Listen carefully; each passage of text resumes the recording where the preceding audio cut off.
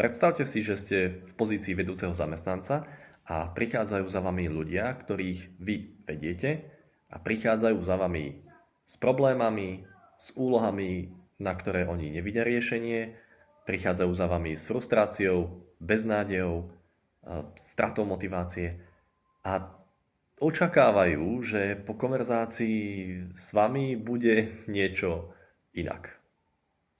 A keď odhliadneme od toho, že áno, sú problémy, ktoré majú veľmi jednoduché praktické riešenie, ktoré možno vy poznáte, tak na väčšinu otázok a problémov, s ktorými tu ľudia prichádzajú, v danom momente vy to riešenie nepoznáte.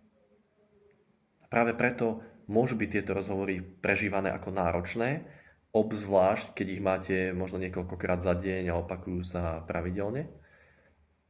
A otázka, s ktorou prišiel jeden z vedúcich zamestnancov na skupinový coaching, ktorý sme pred chvíľou mali, je, ako tieto náročné rozhovory zvládnuť.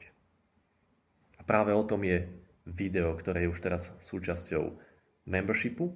A kto by ste chceli vedieť o membershipe viac, napíšte mi komentár alebo pošlite správu v tvare "Chcem vedieť viac".